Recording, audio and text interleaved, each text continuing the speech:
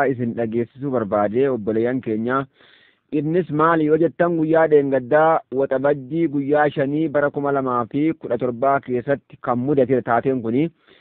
Taateen kun waxabajjii guyyaa 5 bara 2017ti. Innis maal jennaan ajaa'ibni kuni kan argame harree takkatu farda dhale. Harreen farda dhalu takkaa hin argamne kun kan jalqabaati, takkaa hin dhagaamne. Kun egaa waan ajaa'ibaati. Wanni nuti beeknu harreen harree dhaluudha, fardi farda dhaluudha.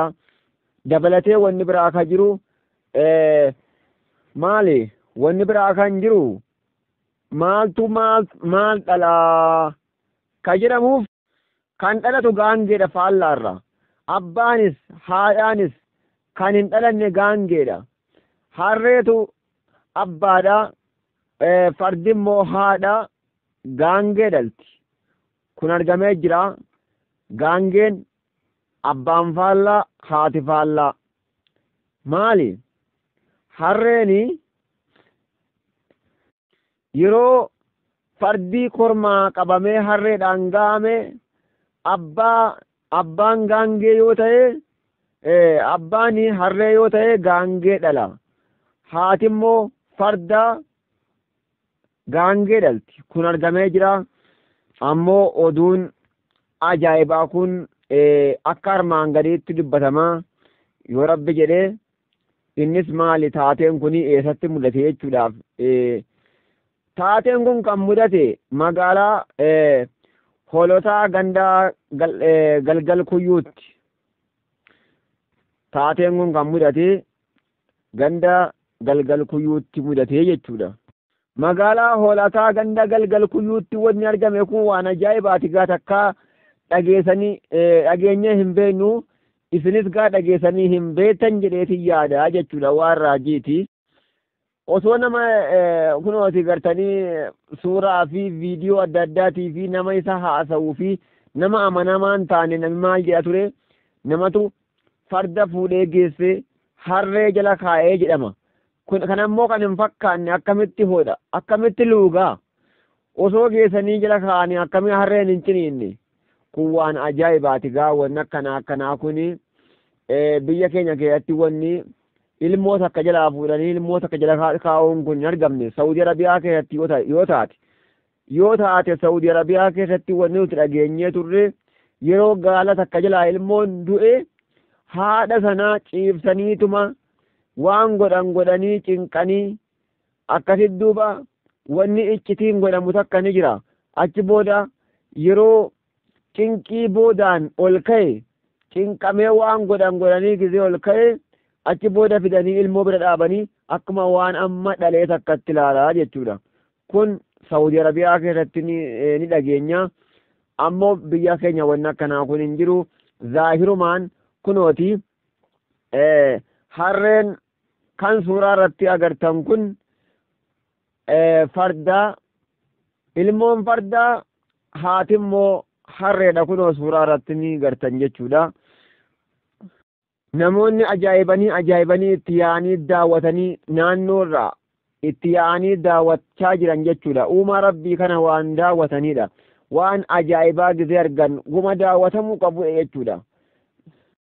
Egaa rabbi qiyaamaa nurraa haa fageessu. Waan raajiitu mul'ataa jira jechuudha daawwattoota keenya. Harreen kuni kan duraan bitamte magaalaa Ejereeti. Achuma magaalaa isaanii jechuudha. Kan bite immoo abbaa qabeenyaa yookaan abbaa harree sanii kan ta'an abbaa horate jechuudha. Abbaa harree osoo hin taane abbaa horate obbo Birhaanuu Goodaa jedhama jechuudha. Obbo Birhaanuu Goodaa kun akka himanitti waggaa 10 dura harree kana bitadhee jedhan. Waggaa 10 dura waggaa 10 fe'insaaf itti fayyadamaa turan jechuudha.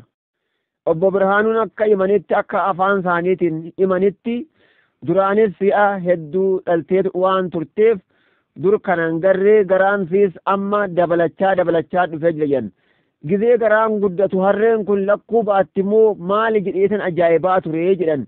Garaan guddachaa dhufeeti akkasitti waxabajjii 5 ganama sa'aatii 3 fi daqiiqaa 30 irratti sa'a 3 fi daqiiqaa 30 irratti osuma gargaaranii mataan dhufee gabba'eetuma osuma keessaa harkisanii akkasitti farda keessaa as baasanii jechuudhaan afaan isaaniitiin dubbatanii obbo Birhaanuun jechuudha.